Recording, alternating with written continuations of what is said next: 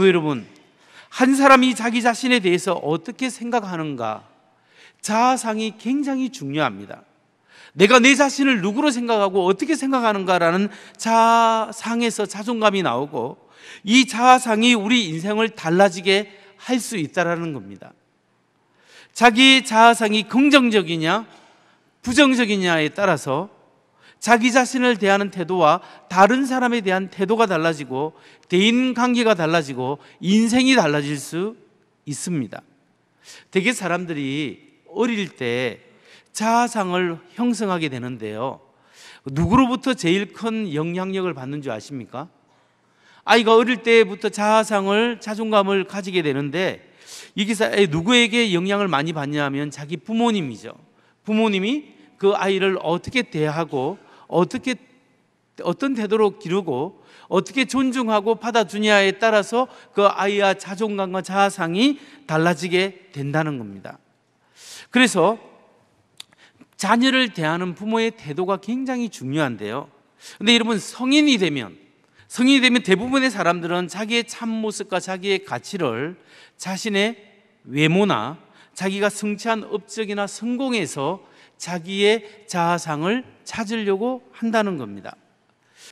이런 사람들은, 대개 사람들이 그렇기 때문에 자기의 자아상을 어떤 내가 성취한 업적에 두고 있기 때문에 겉으로 드러내는 것이 굉장히 중요합니다. 그래서 옷을 입어도 좀 명품이나 뭘 들어도 명품을 그것을 통해서 자기를 드러내려고 하고, 또 무엇을 좀 잘 치장함으로써 자기의 가치를 높이려고 하는 모습이 우리에게 나타납니다. 특히 남자들은 자기가 얼마나 사업에 성공했는가, 얼마나 사회적 지위와 업적을 성취했는가, 내가 그것을 통하여 내가 이런 사람이다, 이런 것을 드러내려고 한다는 겁니다. 그런데 문제는, 여러분, 외적인 것에서 자기의 정체성을 찾으려고 하면 어떤 문제가 생기겠습니까?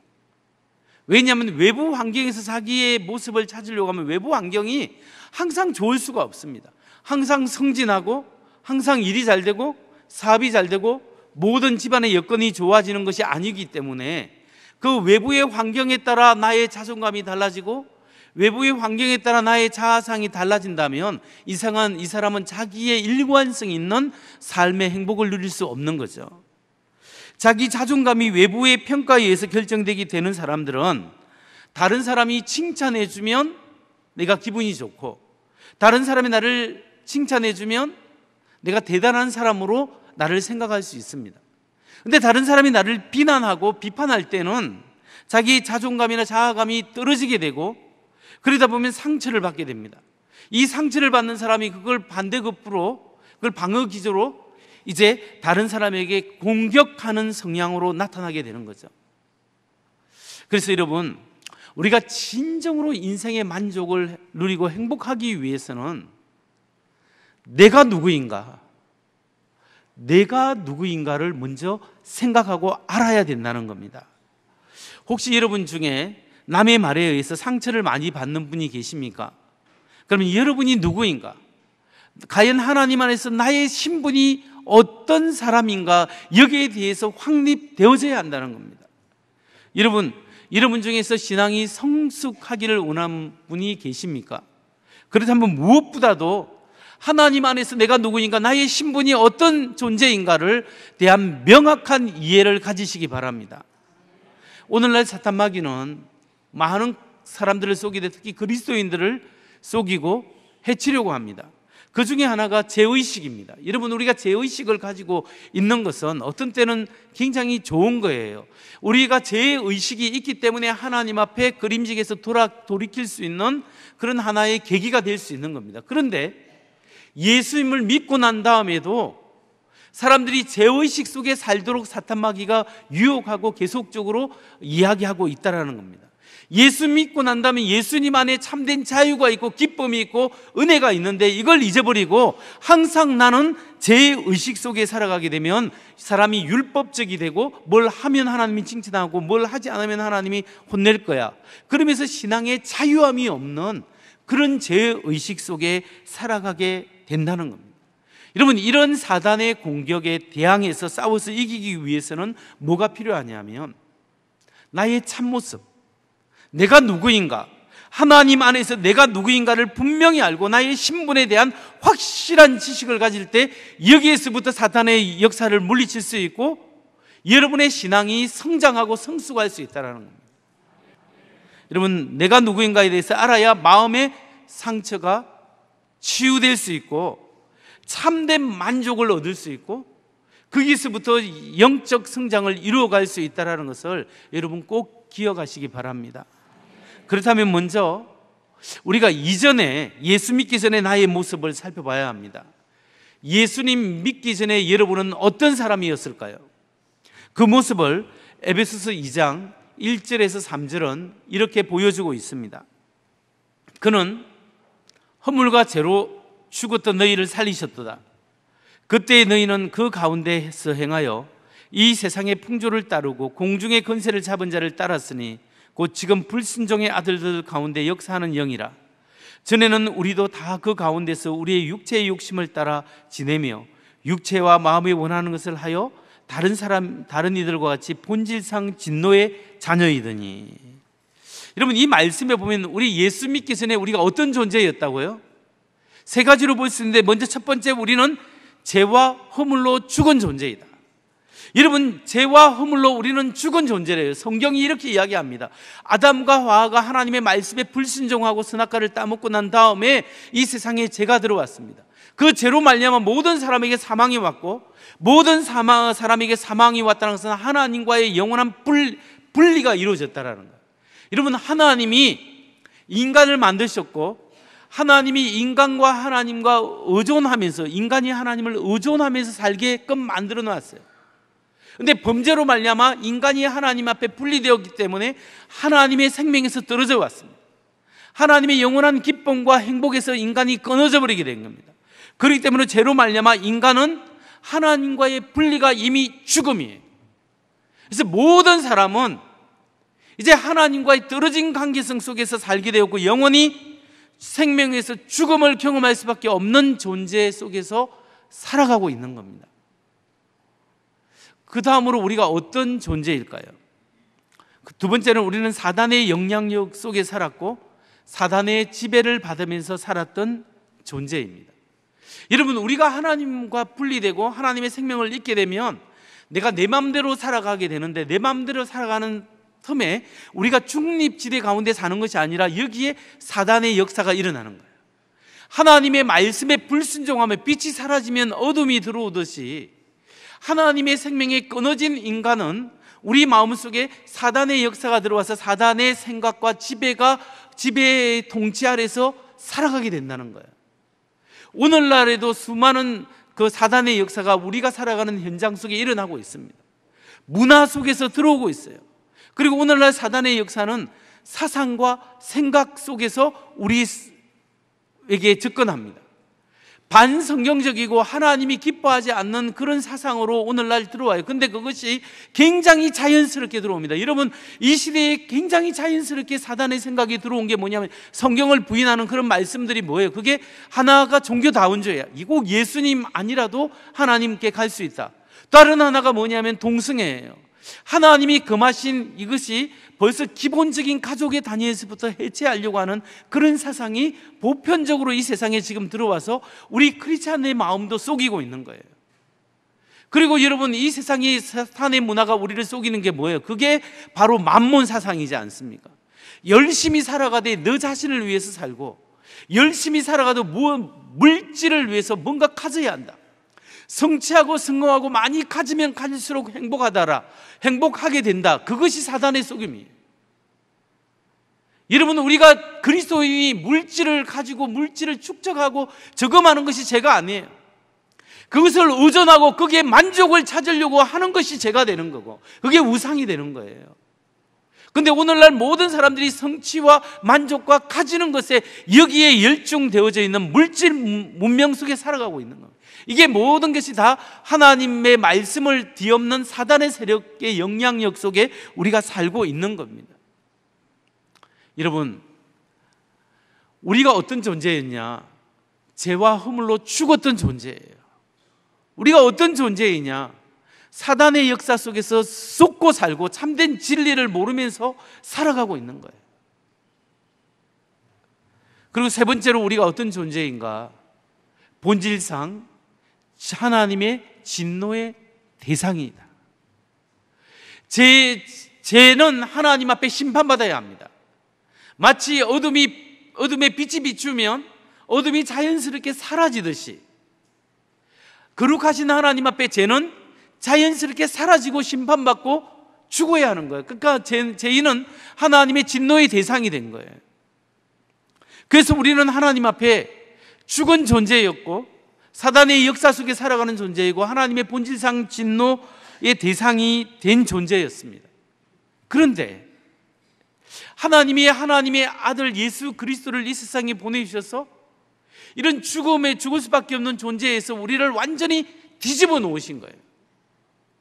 여러분, 예수님을 우리가 하나님의 아들로 구주로 믿었을 때 우리의 신분이 바뀌어지게 됐습니다. 이게 굉장히 중요합니다. 어떻게 하나님이 바꿔 놓으셨습니까? 에베소서 2장 4절에서 6절 말씀을 봅니다. 긍휼에 풍성하신 하나님이 우리를 사랑하신 그 큰 사랑을 인하여 허물로 죽은 우리를 그리스도 예수 안에서 살리셨고 너희는 은혜로 구원을 받은 것이라. 또 함께 일으키사 그리스도 예수 안에서 함께 하늘에 앉히시니. 여러분, 이 말씀에 보면 우리의 신분이 하나님이 어떻게 우리의 신분을 바꿔주었다고요? 첫 번째, 허물과 죄로 죽었던 우리를 예수 안에서 살리셨다. 그리고 하나님의 자녀로 삼으셨다라는 거예요. 여러분, 죄와 허물로 죽었습니다. 하나님의 생명에서 끊어져 버린 거예요. 끊어져 버린 우리를 예수님으로 향하여 연결시켜주고, 그래서 우리를 살리실 뿐만 아니라 죄를 용서해 주시고, 우리 죄를 다 시커먼 우리 죄를 하얗게 예수님의 피로 깨끗하게 씻어주셨어요. 그리고 난 다음에 저와 여러분을 하나님의 자녀로 삼아주셨다는 거예요. 하나님의 자녀로 삼아주셨다. 이것이 얼마나 큰 축복입니까? 우리의 신분을 변화시켜 준 거예요. 그리고 난 다음에 우리의 신분이 또 어떻게 바뀌었습니까? 두 번째, 사단의 지배에서 벗어나 가장 존귀한 자로 삼아주셨습니다. 전에는 사단의 유혹 속에 살고 내 중심대로 내 마음대로 살다가 하나님과 정반대된 삶을 살아가게 됐는데, 이제는 하나님께서 그 사단의 역사에서 우리가 깨어나게 하시고 진리의 말씀을 쫓게 해주셨는데, 여기에 큰 존귀한 자로 삼으셨다. 여러분, 우리가 왜 존귀한 자인 줄 아십니까?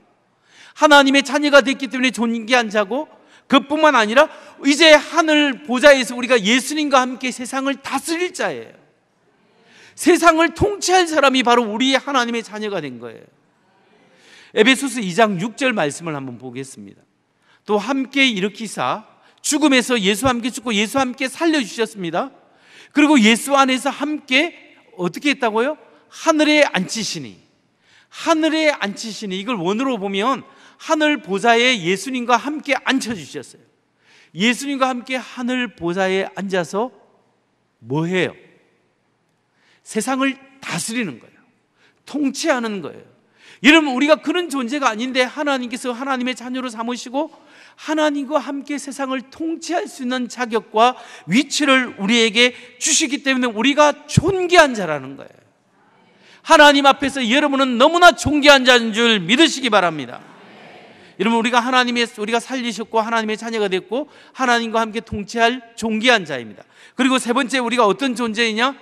새로운 피조물이 되게 하셨다라는 거예요. 하나님이 우리를 새로운 피조물로 만들어 주셨습니다. 여러분, 고린도 전서 후서 5장 17절 말씀을 봅니다. 같이 한번 읽겠습니다. 시작. 그런즉 누구든지 그리스도 안에 있으면 새로운 피조물이라. 이전 것은 지나갔으니 보라 새 것이 되었더라. 아멘. 그런즉 누구든지 어떤 사람이든지 그리스도 안에 있으면, 예수 믿으면 새로운 피조물이라. 여러분, 이제 예수님 안에 있는 사람은 여러분은 새롭게 하나님이 만들어진 사람이다. 이전 것은 지나갔으니 보라 새 것이 되었도다. 옛날에 여러분이 어떻게 살았든지 간에, 어떤 마음을 품었던 간에, 어떤 죄를 지었던 간에 예수 안에 앞에 나와서 하나님 앞에 용서함 구하고 하나님 앞에 다시 한번 새롭게 살겠습니다. 내 마음대로가 아니라 하나님의 뜻대로 살겠습니다. 하나님 앞에 우리의 마음을 내려놓고 회개하고 돌이키는 사람은 어떻게 되었다고요? 하나님이 이제 옛 것이 아니다, 너는 새로운 사람이다, 새 것이 되었다고 우리에게 말씀을 하고 있는 겁니다. 여러분, 우리는 하나님에 의해서 완전히 바뀌어진 사람이에요. 옛날에 그 부정적인 모습, 제약의 모습, 상처받은 모습, 여기에 머물러 있지 마십시오. 그거 옛날 겁니다. 예수님 안에서 사단은 그걸 붙들려보려 하지만 예수님의 피가 그걸 통해서 썰어버린 거예요.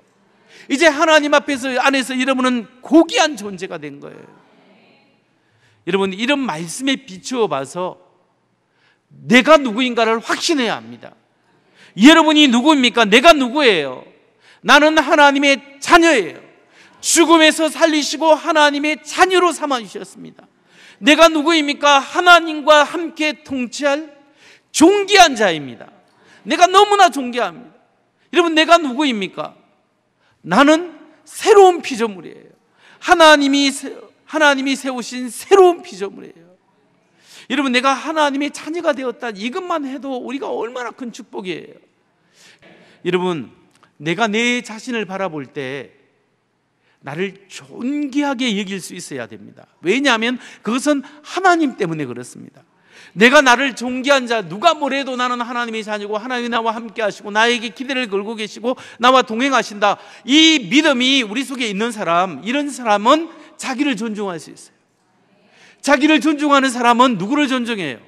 다른 사람을 존중할 수 있어요. 저 사람이 누구냐? 저 사람도 하나님의 자녀이고 하나님 왕 같은 하나님의 자녀이고 하나님이 저 사람을 사랑한다. 그럼 그 사람을 존중할 수 있어요.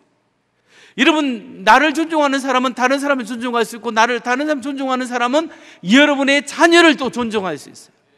여러분의 자녀를 보면서 여러분의 자녀가 그냥 보통 사람이 아니에요. 얘가 누구냐? 내 아이이기도 하지만 하나님의 존귀한 자녀다. 하나님이 얘를 왕의 자녀로 만드셨다. 그 아이를 보면서 존귀하게 생각하고 존귀하게 대할 때 그 애가 자존감이 높아지고 자아감이 발달되고, 그렇게 해서 왕같이 자기를 존중하고 다른 아이를 존중할 수 있는 거예요.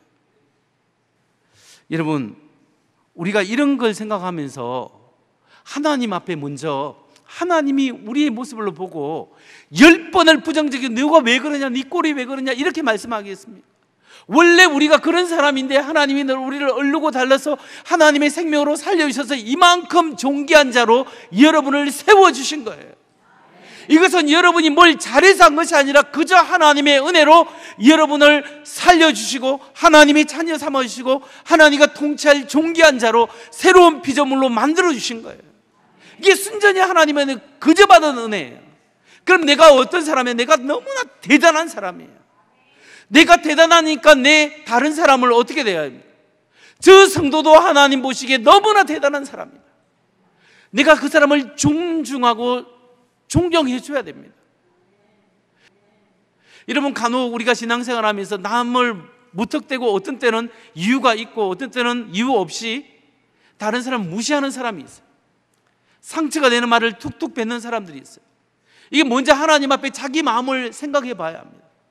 그 마음속에 하나님이 가시를 뽑아주고 사랑해주고 그런 것들 다 했는데 아직도 왕의 자녀가 된 줄 모르고 거지 옷을 입고 지금 다니는 거예요. 그 모든 것이 하나님의 은혜로 던져버린 거예요. 여러분은 하나님의 귀중한 자녀고 여러분에 있는 상처가 예수의 피로 다 씻어졌음을 믿으시기 바랍니다. 저는 마지막으로 한 사람이 하나님 앞에 자신의 신분에 대해서 올바르게 이해했을 때 그 사람이 다른 사람에게 어떤 선한 영향력을 끼칠 수 있는가, 여기에 대해서 말씀을 드리고 말씀을 마치려고 합니다. 지난 20세기 초에 미국 보스턴의 외곽 지역에 정신지체 장애인들을 위한 시설, 병원 시설이 있었답니다. 그 시설에 수용자 중에 한 명 아이가 소년대 애니라는 소녀가 있었습니다. 그 소녀는 이 의사 저 의사 이 사람 저 사람이 온갖 상담관과 그 의사들이 붙어서 아이를 치료하려고 해도 아이가 전혀 반응을 하지 않았답니다. 그래서 모든 사람, 간호사와 모든 사람들이 다 포기했습니다. 그 아이는 저 독방에서 혼자 생활하게 되었습니다. 근데 거기서 일했던 한 간호사 크리스찬 여성이 하나님의 사랑은 모든 사람에게 흘러내린다라는 생각을 하고 점심시간에 혼자 그냥 시간을 내어서 그 앤이라는 작은 소녀에게 가서 성경책을 읽어주고 동화책을 읽어주고 기도해주고 말을 시키고 이렇게 했는데 아이가 반응이 있는 게 아니라 벽에 대고 이야기하는 것처럼 느껴졌습니다. 아무런 반응이 없이 쎄했답니다. 그래도 포기하지 않고 이 사람이 계속적으로 밥을 갖다 주고 간식을 갖다 주는데 초콜릿을 갖다 주는데 한 번도 초콜릿을 먹지 않고 그대로 계속 가지고 나올 수밖에 없었답니다. 그러던 어느 날 초콜릿 몇 개 중에 딱 하나가 사라진 것을 발견했답니다. 앤이라는 아이가 먹었죠. 여기에 이 간호사가 희망을 갖고 계속적으로 성경 말씀을 읽어주고 동화책을 읽어주고 말을 걸고 기도하고 이렇게 하다 보니까 애가 점점 눈동자가 마주치게 되고 점점 좋아지게 됐답니다. 그래서 의사 선생님이 이야기해가지고 집중적으로 2년 반 동안 열심히 치료하고 치유한 끝에 아이가 정상적인 생활을 할 수 있었답니다. 이제 그 정신병원에서 나가도 되는데 이 앤이라는 아이가 이제 성인이 되어서 자기가 나가지 않겠다라는 거예요. 왜냐하면 자기를 위해서 헌신적으로 해주는 섬겨주는 그 간호사님, 그 여인이 너무 감사해서 자기도 자기처럼 이런 아픔을 겪고 있는 사람들에게 이렇게 도와주기 위해서 그 병원에 남아서 일하고 싶었답니다. 그래서 이 앤이는 이제 예수님 안에 내가 누구인가, 하나님 안에 내가 얼마나 존귀한 자인가, 이걸 딱 가지게 된 겁니다. 그로부터 50년의 세월이 흘렀습니다. 영국 여왕 엘리자베스 여왕이 미국에서 가장 훌륭한 여성에게 수여하는 훈장을 수여하기 위해서 특별한 예식을 마련하게 되었습니다. 그 특별상을 받는 대상은 누구냐면 헬렌 켈러입니다. 헬렌 켈러, 눈이 앞이 보이지 않고 귀가 들리지 않는 이 헬렌 켈러가 상을 받게 되었는데 그 자리에서 기자가 질문을 했답니다. 어떤 질문이냐면 헬렌 켈러가 눈이 보이지 않고 귀가 들리지 않는데 두 가지 장애를 어떻게 당신은 이렇게 극복할 수 있었습니까? 라고 질문을 하니까 그 극복의 비결이 뭐냐? 헬렌 켈러가 대답했습니다. 만일 앤 설리번 선생님이 없었다면 오늘 나는 여기에 결코 있을 수 없었을 것입니다.